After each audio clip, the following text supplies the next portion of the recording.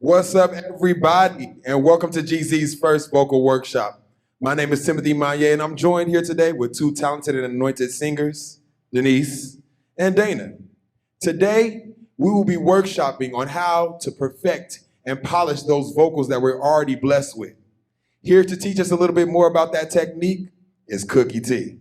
Hey, Cookie, how you doing today, girl? Hey. It's good to see you. It's good to see you too. Yeah, I miss my family. So I'm so glad that I'm able to come and do this workshop. Listen, you got the vocals on you. And I know you trained a long time. You know, God has been good. I grew up in a very musical family. My dad was a minister of music and a choir director. And from a very young age, my ear was trained to hear parts. And then I went and became a music major and learned technical training while never forgetting my homegrown gospel roots. So I'm just like really excited. I love to share what I know and just help people be better vocally. That's all we want, just to be a little bit better. If not for anybody else, for the Lord. So yes. Excellence unto Him. Yes. All right, Cookie, take it away. All right. All right, guys, once again, welcome. Today, we are going to go through three major topics of how to be a better singer and a more polished singer. The first thing we're going to talk about is your vocal history, your breathing and posture 101. So we are going to talk about the difference between gospel singing versus musical technique. We are going to give you some tips on vocal preparation. We're going to talk about your different breathing between your head, your throat, your chest, and your diaphragm, which is your stomach area. And then lastly, we're going to talk about posture and the difference of you singing while you're sitting or standing. Let's go. All right, guys. So welcome once again. We're going to start off with just a little bit of history from what you know and what you may not know. So with what we have been brought up to know, we know that gospel singing is generally very powerful, it's very bold, and it's also very emotional. In fact, gospel singing is one of the main genres that you always generally sing from emotion, which can tend to throw technique out of the window, which includes your posture and your breathing, and how you actually deliver the notes correctly and in pitch. So what you want to do is always remember, first and foremost, we're going to give God the utmost praise. Nothing is going to hinder our praise, but we want to be as right and correct as we can. So when you are singing, you always want to start with good posture and good breathing techniques. So that's what we're going to start on now. The first thing we're going to do is we're going to work on posture. So when you are sitting down and singing, which most of you will be doing in rehearsal, sometimes maybe even in your car or when you're just at home and you're doing this in your own personal time. When you're sitting down, you always want to make sure that one, you are on the edge of your seat. Your feet are planted flatly on the ground as much as they can be for my short people. And you always want to make sure that your shoulders are relaxed, your head and your chin is down, and your chest is relaxed as well. Okay, so we're going to have the singers kind of just give you a preview of that, of how you are supposed to be sitting.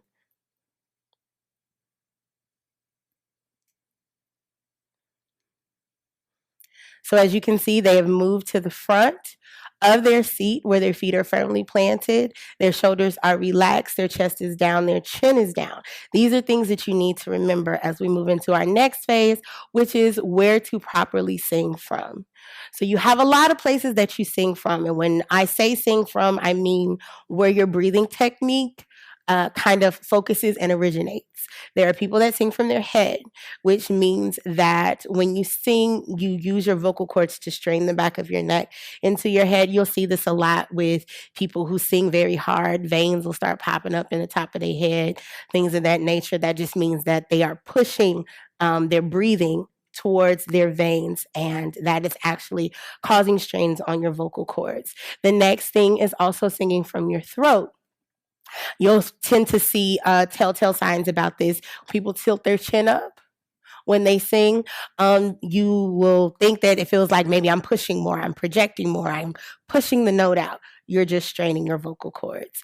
Another thing is singing from your chest. Now, this is something that is most common with gospel singers and with singers in general because it is where your lungs are. So you automatically think that this is where my breathing should come from. So when you inhale out from your chest. Although it might not be as much of a strain on your vocal cords, it is still incorrect and improper singing. One tip you should always know is that if you are singing correctly, you should never, ever be hoarse. And that's something that people don't often tell you. Hoarseness comes from straining and stretching your vocal cords in an incorrect manner. So if you are hoarse, that means that by some time you stressed out your vocal cords, they are now tired. They need to rest and regroup and rejuvenate. The last thing is singing from your diaphragm. Now, singing from your diaphragm is not the be-all, end-all of singing correctly, but it is the proper way to get enough breath into your notes so that you stay on pitch, which we will touch on later. So right now we're going to go in vocal preparation, which will show you how to properly learn how to sing from your diaphragm and a few telltale signs as to that you're doing it correctly. So right now we're going to have the singer stand up. And when they stand, I'm going to give you some tips on how to sing correctly and a couple of vocal preparation, breathing techniques and tips and how to get your voice ready to sing. The first thing we're going to do is when you are standing, you need to know that there is a different posture from when you stand than when you sit. When you're standing, one foot should be slightly in front of the other to make sure that you are balanced. If you are standing with both feet together, because of gravity, you're going to teeter. And that's going to affect your breathing. So you also want to stand one foot slightly in front of the other. Same thing as before, with your shoulders down, your chest relaxed, and your shoulders are back and down. Your head is straight, your chest is relaxed, and you are ready to sing. So the first thing we're going to do is we are going to put our hand on our stomach. So the proper way to sing and breathe from your diaphragm is when you inhale, your stomach expands, and when you exhale, your stomach contracts. Now, for ladies, I know this might seem a little hard or unorthodox, but you gotta let it drop, honey. You gotta just let everything drop and fill it up with as much air as you can, okay? So we're gonna try that now. So I want everybody to breathe in, and when you breathe in, make sure you feel your stomach expanding, okay? So when you breathe in, and then you let it out, you should feel your stomach contracting. So we'll do it one more time. Breathe in, feel it expand, and let it out. Feel it contract. These are tools that you are doing it correctly. Now, the first couple of times it might feel weird, so sometimes you need to put your hand on your chest to make sure that your chest is not expanding. It's not, we are not on Marianne, okay? So we are going to put one hand on our chest, one hand on our stomach. We're going to breathe in. Let your stomach drop. Fill it up with as much air as you can. And release. Let your stomach contract. These are proper ways for you to know that you are breathing from your diaphragm. We're going to later incorporate that into singing. So a couple of vocal tips that you should know, first of all, is that when you wake up and you know you have to sing that day, the last thing you need to do is just immediately start singing. This is not correct. What you really need to do, especially if you're waking up early in the morning for 8 o'clock service, is just warm up your vocal cords. And that is not by singing. When you sleep, your vocal cords contract. They shrink down. If you immediately start singing, you're going to stretch them out and stress them out before you even utter a note. So what you want to do is you want to do small techniques that kind of wakes your voice up, relaxes your vocal cords, and gets you ready for the day. So what we're going to do now is I'm going to give you a couple of tips as to a couple of examples as to how you can properly do your vocal preparation. And then I'm going to have the singers do it as well. And then we'll do a breathing technique to show that as well. And we will move forward. So the first thing that you want to do is you want to keep your mouth closed and go as high as you can, back down as low as you can. So it'll sound like this. Mm-hmm. Mm-hmm. Mm-hmm. So I'm going as high as I can and as low as I can, but I'm not singing. I'm just warming up my vocal cords. So why don't we try that?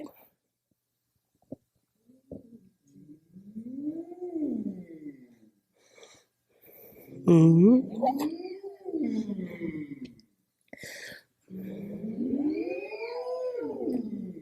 Very good. So a really good tip to start that is it's called a gravel or a rumble. So you just kind of start at the bottom. Just, like just gruff.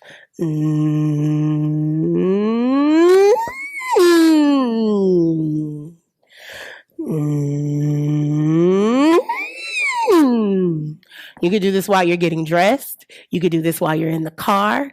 It's something that doesn't take a lot of time or effort on your part, but you're actually working your vocal cords.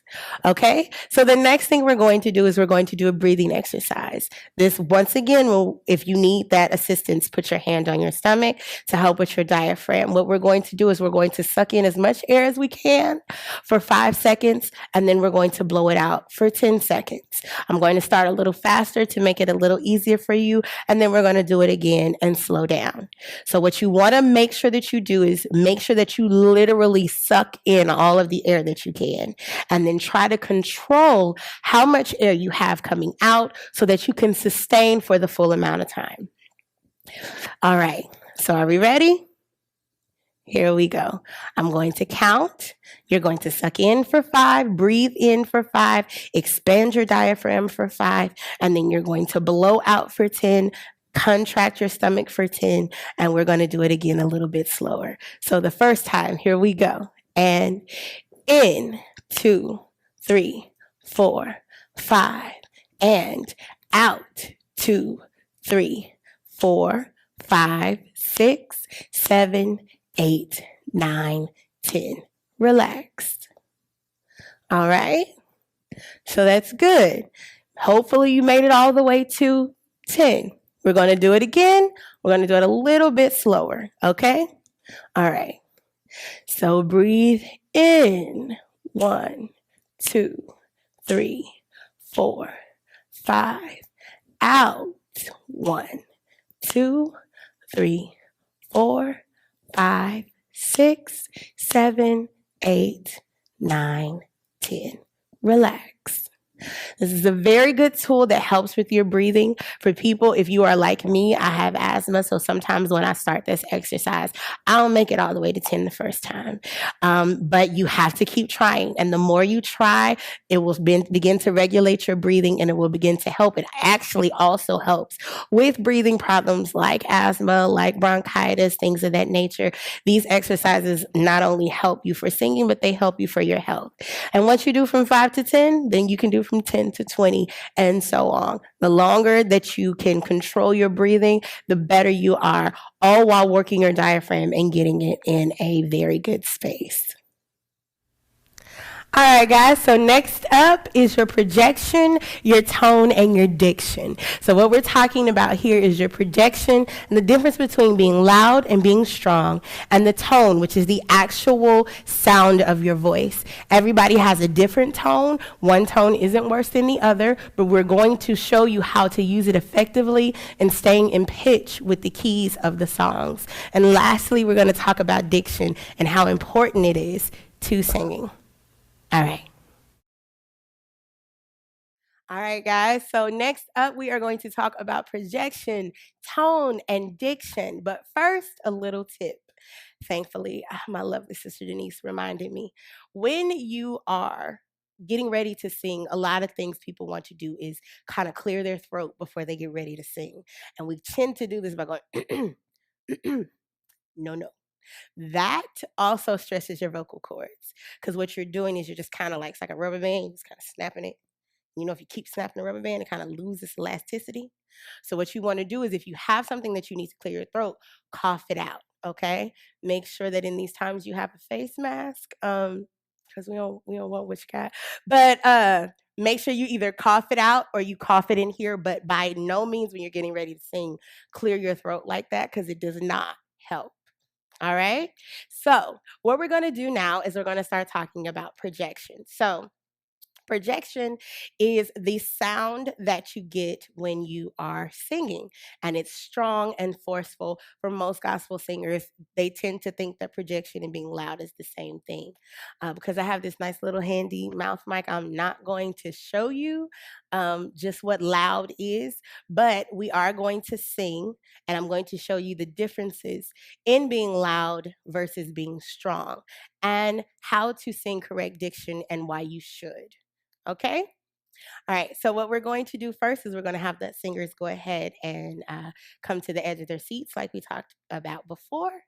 And we are going to sing the first chorus of, actually, the last chorus of Arise, O God.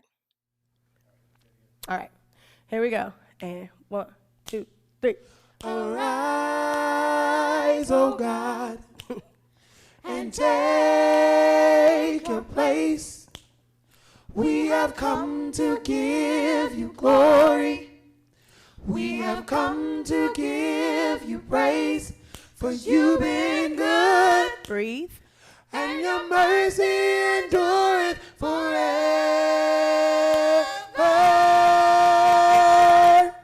Good. All right.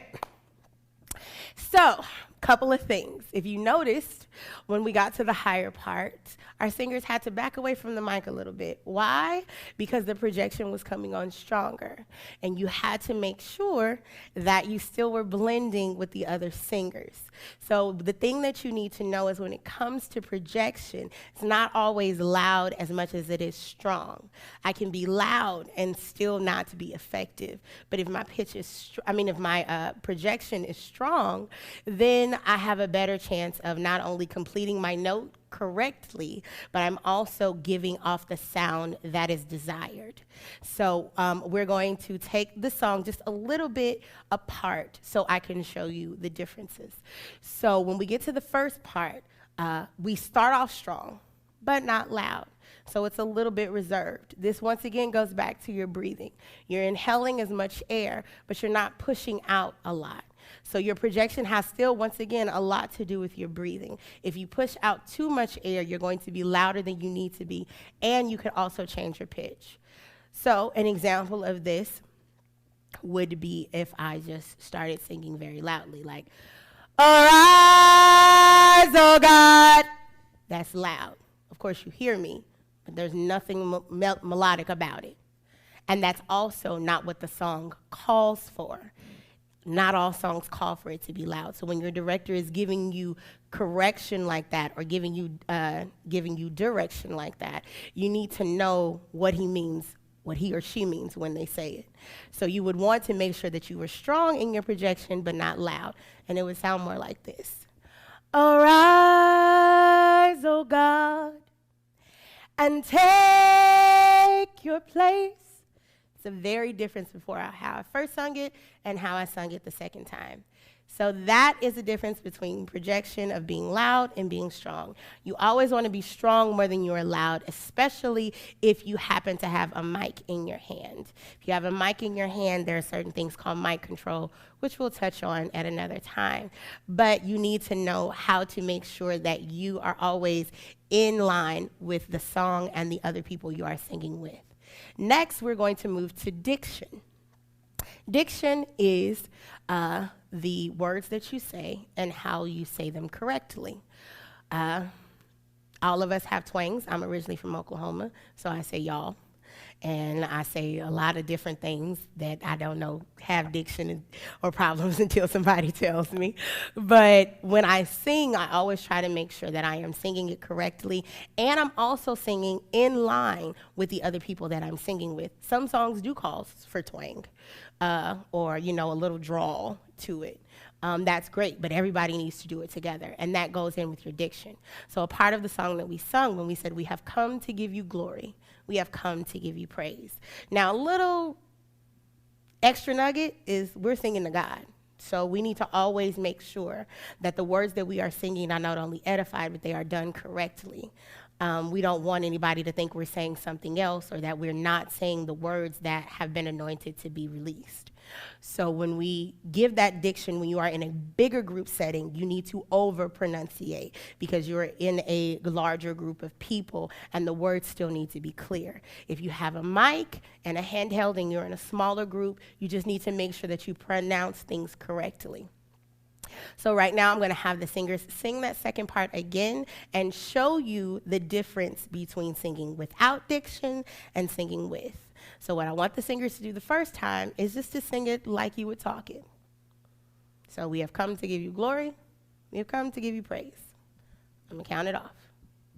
1, 2, 3. We have come to. So we're going to sing, we have come. In your note, right? Yeah. Okay. We have come. Right. So we're going to do it just as we talked it. Here we go. And I'm going to count it off. 1, 2, 3. We have come to give you glory. Just regular. Yeah, so we have come to give you glory. Come to give. I just need it regular, just like how you would do it if I didn't tell you how to do it like that. Okay? All right, so the first thing we're going to do is we're going to sing it regular. Here we go. 1, 2, 3. We have come to give you glory.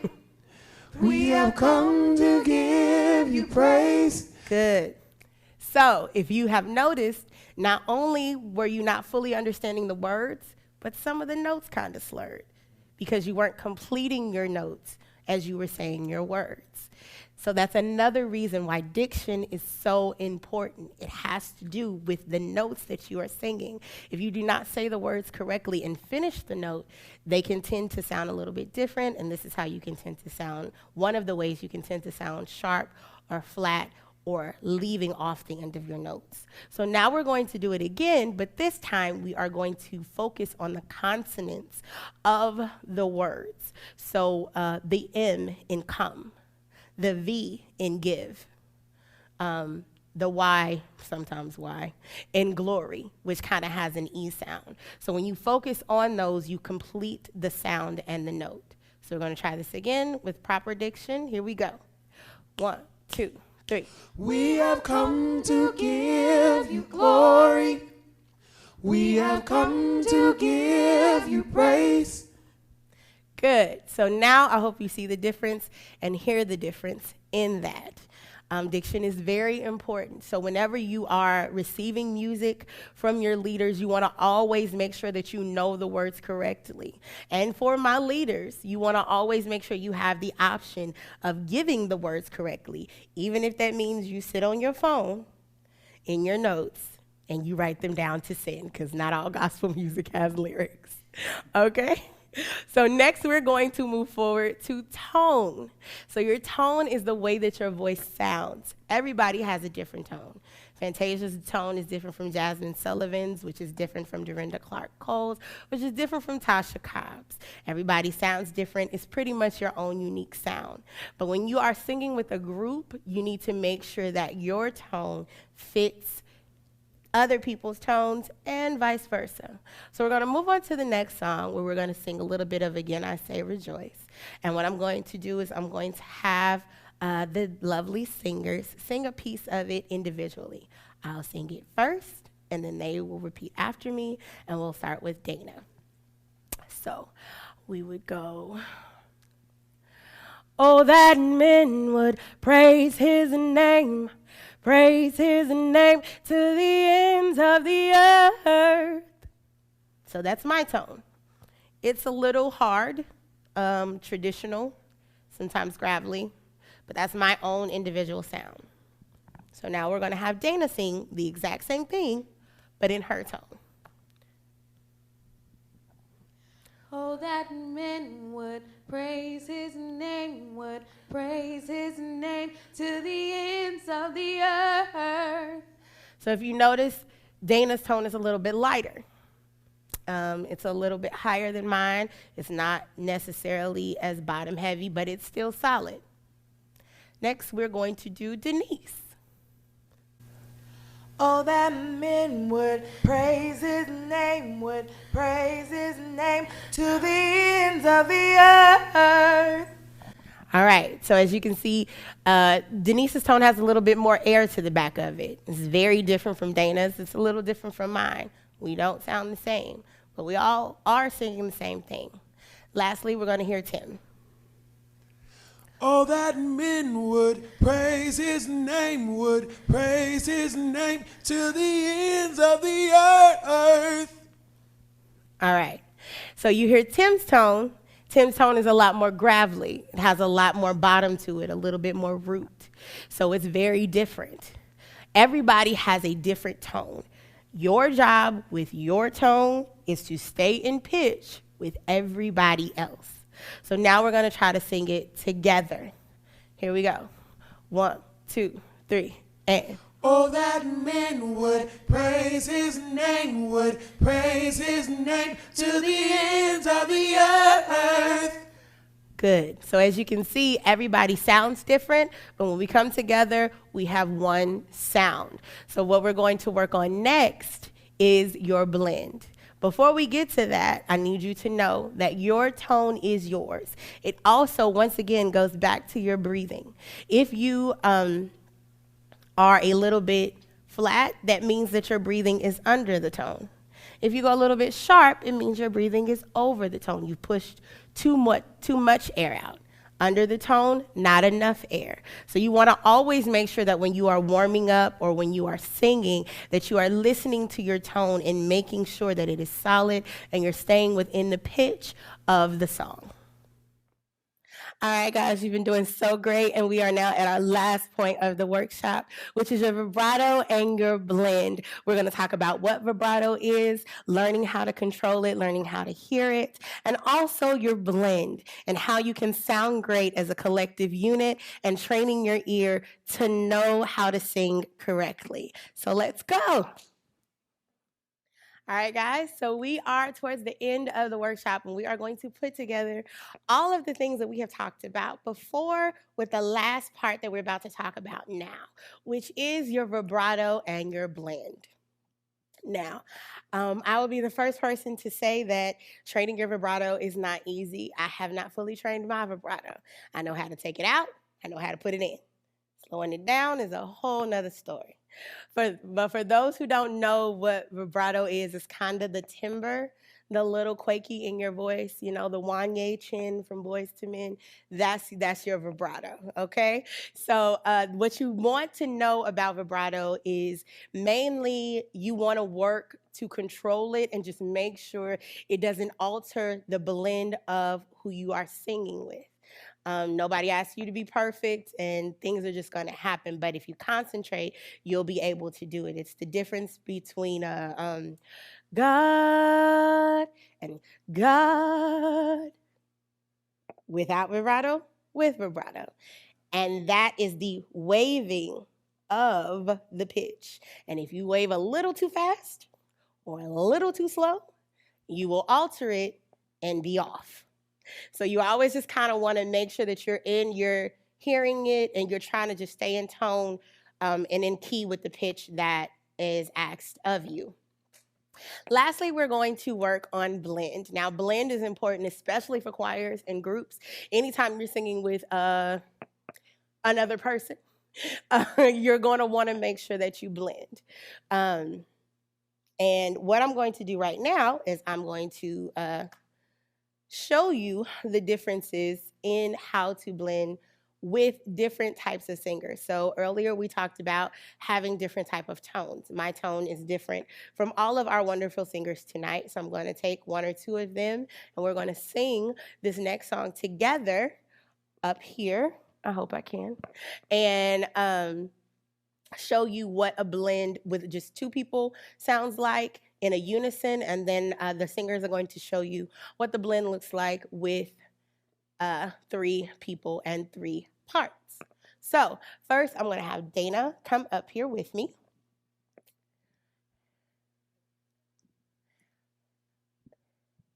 And I'm going to sing the first part together.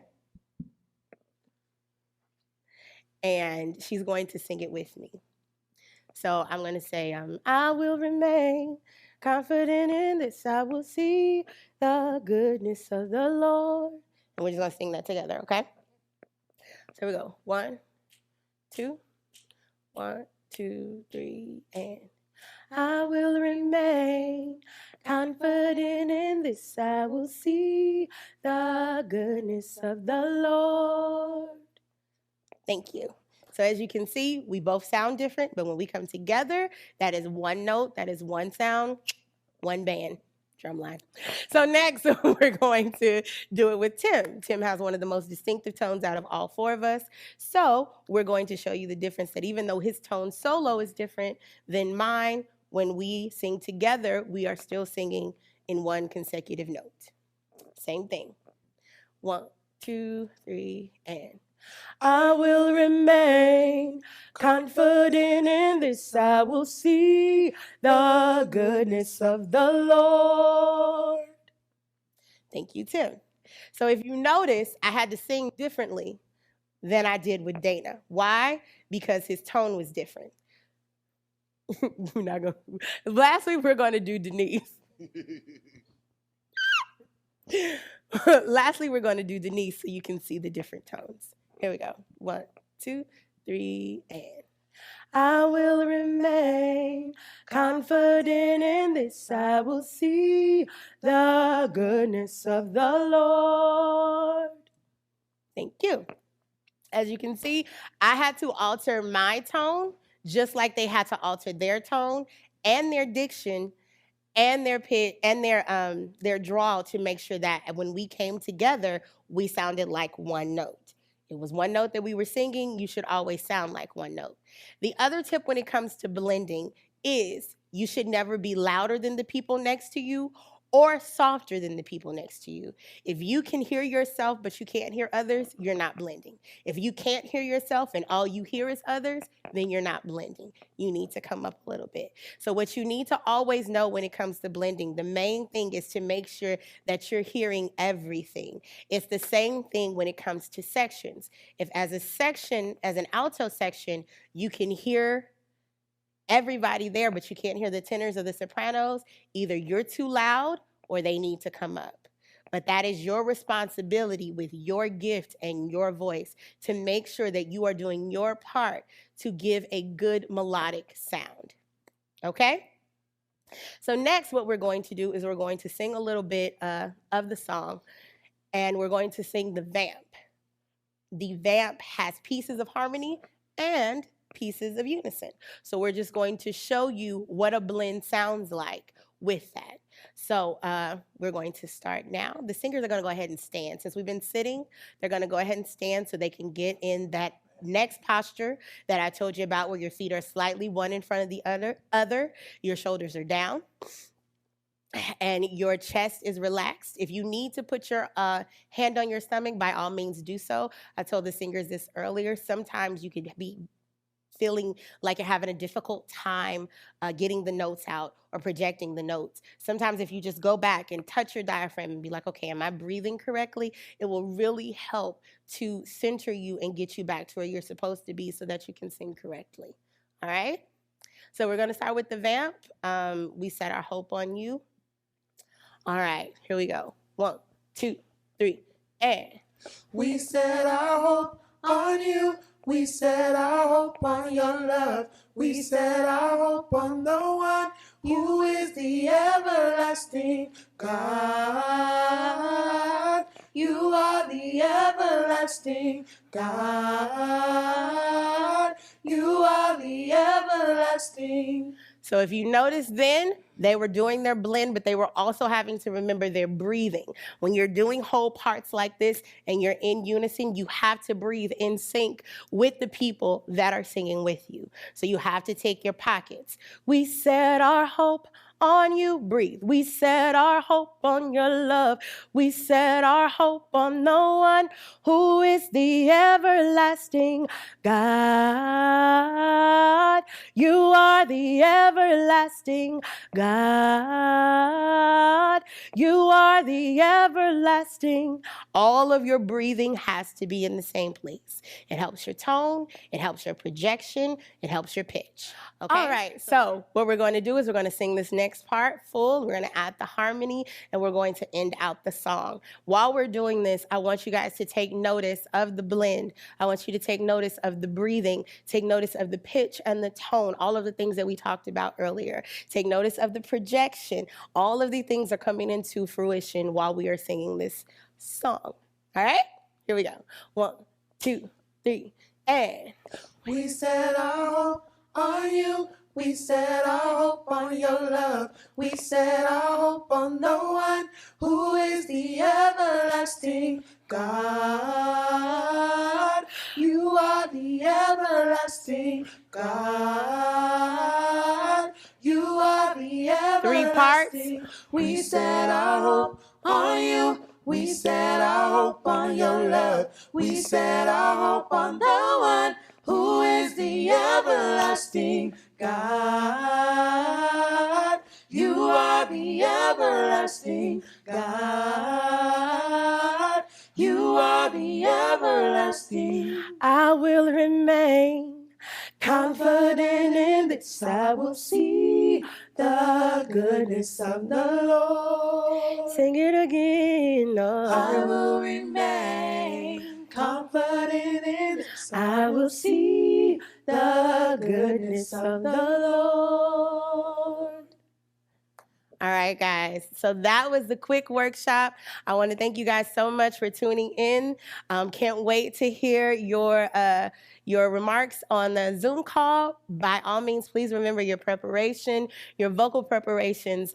We will also have links to things, and Tim is going to tell you a little bit more about that. But all in all, I hope you guys enjoyed this and that it was educational for you. And as always, God bless. Work, y'all. Who knew that singing was that much work? I think I got some new abs that's forming. My back is like, ooh, you've been standing up for a long time. Oh, my God, that was crazy. But it was good. It was really, really good for me. I appreciate it. And I want to thank Cooki for doing this for us. Oh, my God. Thank you for sharing everything that you know with us because we really, really needed it. And I want to thank my lovely singers over here. Denise, whoop, whoop. Dana, whoop, whoop. Thanks for hanging with us today, you guys. And I also want to thank my pastor for allowing us to do this. Man, you keep on finding innovative ways for us to just do new stuff in the kingdom, bring new stuff to the people that are in the kingdom of God. And we thank you for that, Pastor. Yo, listen, we want you guys to demonstrate everything that you learned from this. I hope you guys learned a lot from this. So we want you to log onto a Zoom call right after these messages that I have for you a little bit. Look. I want you to log on to Zoom because then we're going to be demonstrating and we're going to give you a couple more tips if you need them on how to sing just a little bit better. Cooki T going to help us out in that department. But what we want you to do right now is to log onto Zoom. And here goes that Zoom number right here. Look, it's 103. I don't see it up there. Bottom. Oh! It's at the bottom. Okay, look. So look, the Zoom meeting number is 103. 896-244. All right, I put up the wrong numbers, but y'all heard me, right? You heard me. I'm gonna sing it again. 103-896-244. Log on to Zoom right now. We'll be there for you. All right, catch us.